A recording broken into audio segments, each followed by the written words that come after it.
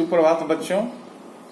आज मैं कबीर द्वारा रचित पद के संदर्भ में अपने विचार प्रस्तुत करने जा रहा हूं।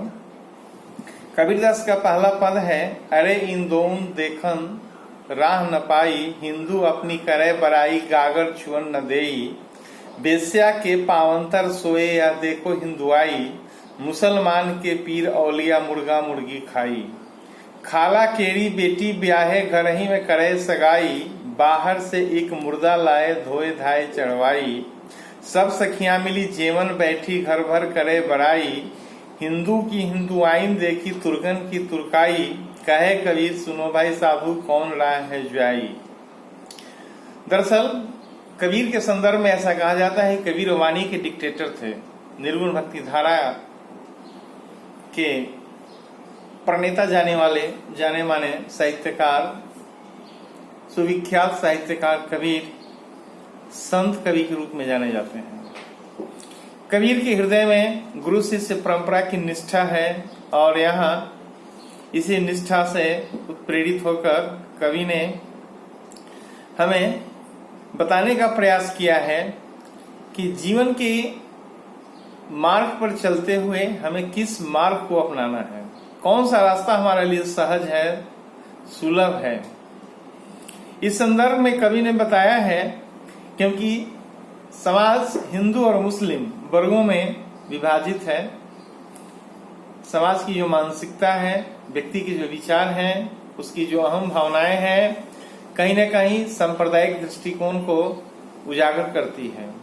ऐसे में कबीर, जिनके विचार बड़े ही पवित्र हैं, बड़े ही स्वच्छ हैं, उन्होंने इस बात का प्रयास किया है कि वे जनमानस को बताएं कि आखिर व्यक्ति के रूप में कौन सा मार्ग उचित है और क्यों है। कबीर की नजरों में हिंदू और मुस्लिम दोनों का रास्ता, दोनों ही धर्मों के मार्ग उचित प्रतीत नहीं होते, क्योंकि किसी वे खास धर्म के प्रवर्तक नहीं थे, किसी खास धर्म को उन्होंने कभी प्रश्रय नहीं दिया। इस कड़ी में यह जानना जरूरी है कि हिंदू अपनी प्रशंसा करते हैं और मुस्लिम अपनी प्रशंसा करते हैं।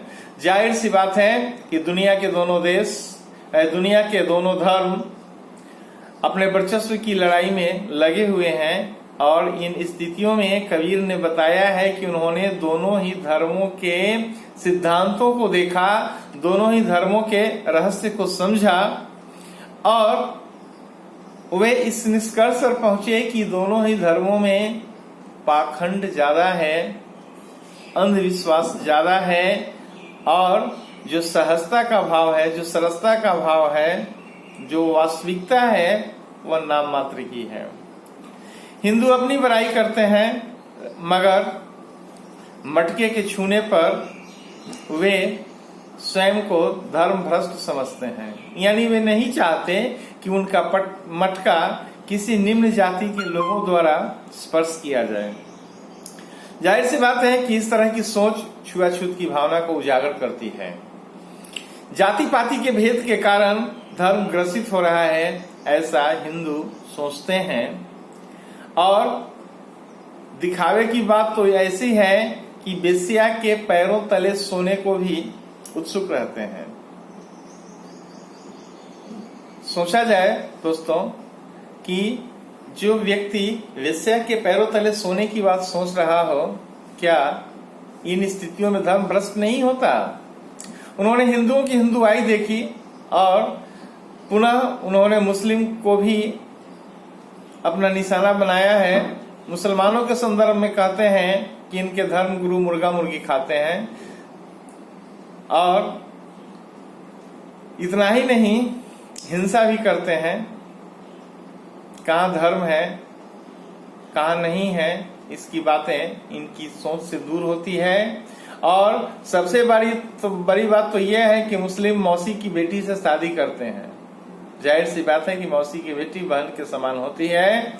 ऐसे में हिंदू और मुस्लिम दोनों धर्म के अनुयायी बहडम्बरों में फंसे हुए हैं, जो कबीर को बिल्कुल पसंद नहीं है। और इस काव्यांश के माध्यम से, इस पहले पद के माध्यम से कवि ने सदुक्कड़ी भाषा में पाखंडों और अंधविश्वासों पर जोरदार प्रहार किया है। धन्यवाद।